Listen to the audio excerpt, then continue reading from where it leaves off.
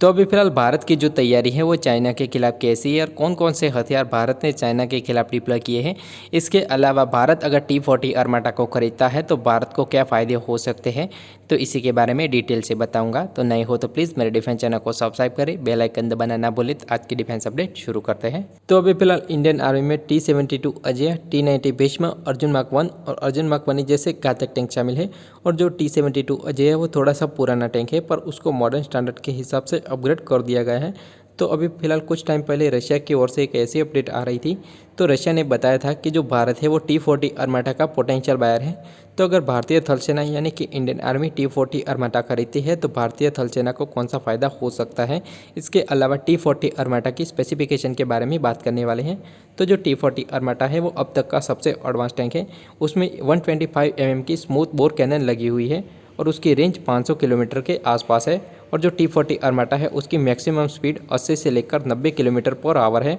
और जो T-40 आर्माटा है वो 10 से लेकर 12 राउंड पर मिनट फायर कर सकता है। तो अगर इंडियन आर्मी T-40 आर्माटा खरीद लेती है तो भारतीय थल सेना को बहुत ही ज़्यादा पावर मिलने वाला है, क्योंकि अभी फिलहाल चाइना के पास ना तो पाकिस्तान के पास इसके कंपेयर का टैंक है।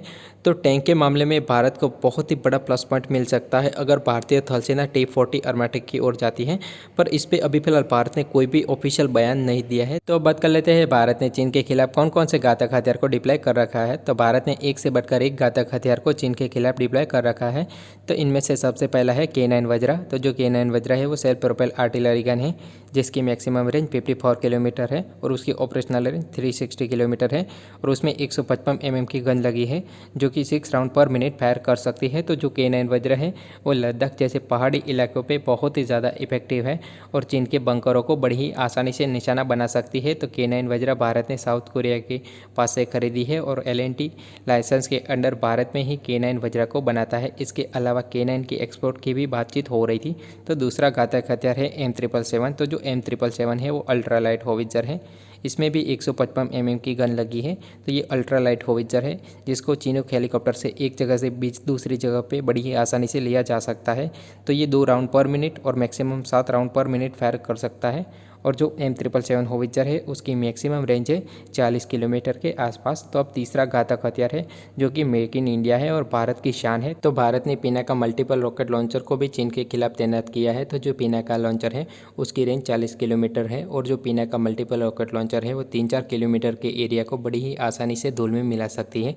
इसके अलावा भारत ने स्मर्च मल्टीपल रॉकेट लॉन्चर को भी तैनात किया है जो कि 90 किलोमीटर तक की रेंज रखते हैं, जिसको भारत ने रशिया के पास से परचेज किया है। तो भारत ने एक ऐसा घातक हथियार चीन के खिलाफ डिप्लॉय कर रखा है जिसका नाम सुनते ही चीन भाग जाएगा।